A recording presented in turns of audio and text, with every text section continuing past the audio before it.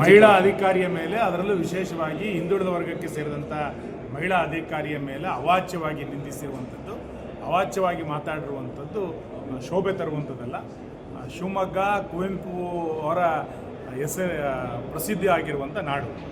ಶಿವಮೊಗ್ಗದ ಜಿಲ್ಲೆಗಳಲ್ಲಿ, ಮಲೆನಾಡಿನ ಜಿಲ್ಲೆಯಲ್ಲಿ ಒಬ್ಬ ಹೆಣ್ಣು ಮಗಳ ಮೇಲೆ ಈ ರೀತಿ ಅವಾಚ್ಯವಾಗಿ ನಿಂದಿಸ್ತಾರೆ ಅಂತಂದರೆ ಇವತ್ತು ಸರ್ಕಾರಗಳ ಆಲೋಚನೆಯನ್ನು ಮಾಡಬೇಕು, ಇಲಾಖೆ ಆಲೋಚನೆಯನ್ನು ಮಾಡಬೇಕು.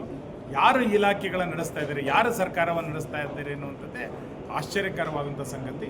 ತಕ್ಷಣ ಹೆಣ್ಣು ಮಗಳ ರಕ್ಷಣೆಗೆ ಸರ್ಕಾರ ಬರಬೇಕು ಅಂತೇಳಿ ನಾನು ಆಗ್ರಹಿಸ್ತೇನೆ. ಸರ್, ಪಕ್ಷದ ವಿಚಾರ ಮಹಿಳಾ ಅಧಿಕಾರಿಯ ಮೇಲೆ, ಅದರಲ್ಲೂ ವಿಶೇಷವಾಗಿ ಹಿಂದುಳಿದ ವರ್ಗಕ್ಕೆ ಸೇರಿದಂಥ ಮಹಿಳಾ ಅಧಿಕಾರಿಯ ಮೇಲೆ ಅವಾಚ್ಯವಾಗಿ ನಿಂದಿಸಿರುವಂಥದ್ದು, ಅವಾಚ್ಯವಾಗಿ ಮಾತಾಡಿರುವಂಥದ್ದು ಶೋಭೆ ತರುವಂಥದ್ದಲ್ಲ.